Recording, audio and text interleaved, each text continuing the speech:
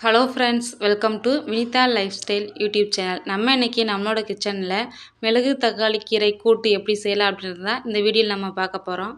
இந்த ரெசிபியை பார்க்குறதுக்கு முன்னாடி நம்மளோட சேனலை இப்போ தான் நீங்கள் ஃபஸ்ட் டைம் பார்க்குறீங்க அப்படின்னா நம்மளோட சேனலை சப்ஸ்கிரைப் பண்ணிவிட்டு பக்கத்தில் இருக்க பெல் பட்டனை கிளிக் பண்ணிக்கோங்க. அப்போ தான் நம்ம போடுற வீடியோ எல்லாமே உங்களுக்கு உடனுக்குடன் நோட்டிஃபிகேஷனில் வரும். இப்போ இந்த ரெசிபி எப்படி செய்யலாம் அப்படின்றத வாங்க வீடியோக்குள்ளே போய் பார்க்கலாம். ஃபஸ்ட்டு இந்த மிளகு தக்காளி கீரை கூட்டு பண்ணுறதுக்கு ஒரு பாத்திரத்தில் ஒரு 3 டம்ளர் அளவுக்கு தண்ணி சேர்த்துக்கோங்க. தண்ணி நல்லா கொதிக்கிற அளவுக்கு நல்லா சூடாகணும். இப்போ பாருங்கள், தண்ணி நல்லா சூடாயிருச்சு.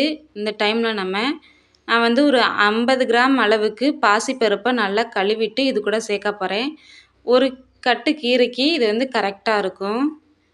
பாசிப்பருப்பை நல்லா 2லேருந்து 3 தடவை நல்லா களைஞ்சிட்டு இது கூட சேர்த்துக்கோங்க. பருப்பு நல்லா குழைய வெந்து வரணும். இப்போ பாருங்கள், இப்போ பொங்கிருச்சு, பருப்பு வேக ஸ்டார்ட் ஆயிருச்சு. ஓரளவுக்கு வெந்திருக்கு. இருந்தாலும் நமக்கு பருப்பு கீரைக்கு நல்லா குழஞ்சி வெந்து வரணும்.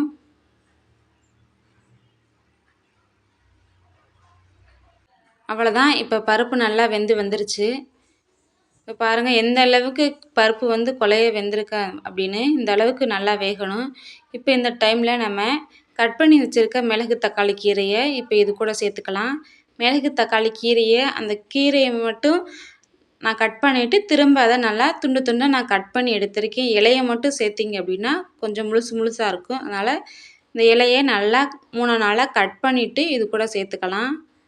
இப்போ இந்த கீரையை சேர்த்ததுக்கப்புறம் இந்த கீரையில் பூ இருக்கும், இது கூட காய் கொஞ்சம் பழம் இருக்கும். அதையும் நம்ம இது கூட சேர்த்துக்கலாம். அதுலேயும் நிறைய மருத்துவ குணங்கள் இதில் இருக்குது. ஸோ அதனால் நான் அந்த காய் பழம் அதையுமே இது கூட சேர்த்துக்கிறேன். இப்போ இது சேர்த்துட்டு இது கூட தேவையான அளவுக்கு நம்ம உப்பு சேர்த்துக்கலாம். இது கூட நல்ல பழுத்த தக்காளியாக 2 தக்காளி இது கூட சேர்த்துக்கோங்க. சேர்த்துட்டு கரண்டி வச்சு இந்த மாதிரி நல்லா கிண்டி விட்டுருங்க. இந்த தக்காளி எதுக்கு சேர்க்குறோம் அப்படின்னா, இந்த கீரையில் அதிகமாக கசப்புத்தன்மை இருக்கும். நம்ம இந்த தக்காளி சேர்க்கும்போது துளி கூட கசப்பே தெரியாது. அதுக்காக தான் நம்ம இதில் இந்த கீரைக்கு தக்காளி பழம் கண்டிப்பாக சேர்க்குறோம். அவ்வளோதான், இப்போ ஒரு மூடி போட்டு மூடி வச்சிடலாம். ஒரு 5 நிமிஷம் நல்லா வேகட்டும். இப்போ பாருங்கள், கீரை ஓரளவுக்கு நல்லா வெந்து வந்துருச்சு. தண்ணி மட்டும்தான் இதில் அதிகமாக இருக்குது. இன்னொரு 2 நிமிஷத்துக்கு நம்ம இந்த மாதிரி அப்படியே கிண்டி விட்டோம் அப்படின்னா ஓரளவுக்கு கரெக்டாக வெந்து வந்துடும். இதை வந்து நம்ம தனியாக மத்து வச்சு கடையணும் அப்படின்ற அவசியமெல்லாம் கிடையாது. தண்ணி வற்றுற அளவுக்கு நம்ம இதை கைவிடாமல் நல்லா கிண்டி விட்டுட்டே இருந்தோம் அப்படின்னா கரெக்டாக இருக்கும். இப்போ பாருங்கள், அவ்வளோதான், கீரை கரெக்டாக நல்லா வெந்து கரெக்டான பக்குவத்துக்கு வெந்து வந்துருச்சு. நம்ம இதுக்கு தாளிதம் ரெடி பண்ணணும். தக்காளி உடையாமல் இருந்தது அப்படின்னா கரண்டி வச்சு நல்லா கொத்தி விட்டு உடச்சி விட்டுருங்க தக்காளியை. அவ்வளோதான், நம்ம இதுக்கு தாளிப்புக்கு ரெடி பண்ண ஆரம்பிச்சிடலாம். அதுக்கு அடுப்பில் ஒரு பாத்திரம் வச்சு ஒரு 2 ஸ்பூன் அளவுக்கு எண்ணெய் சேர்த்துக்கங்க.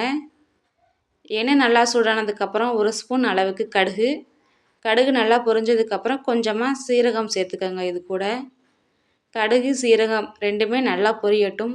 பொரிஞ்சோடனே காரத்துக்கு ஏற்றாப்புல ஒரு வரமிளகாய் சேர்த்துக்கங்க. ஒரு 10லேருந்து 15 சின்ன வெங்காயம் இப்போ இது கூட சேர்த்துருக்கேன். வெங்காயத்தை நல்லா பொன்னிறமாக இது கூட வதக்கி விடுங்க. ஆல்ரெடி நம்ம கீரையிலே உப்பு சேர்த்துருக்கனால வெங்காயத்துக்குன்னு தனியாக நம்ம உப்பு சேர்க்கணும் அப்படின்ற அவசியம் கிடையாது. இதை நல்லா வதக்கிட்டு இப்போ பாருங்கள், கோல்டன் ப்ரௌன் கலரில் வந்துருச்சு. நம்ம ஆல்ரெடி வேக வச்சுருக்க கீரையை இது கூட சேர்த்துக்கலாம். கீரையை சேர்த்துட்டு கரண்டி வச்சு நல்லா ஒரு தடவை இந்த மாதிரி கிண்டி விடுங்க.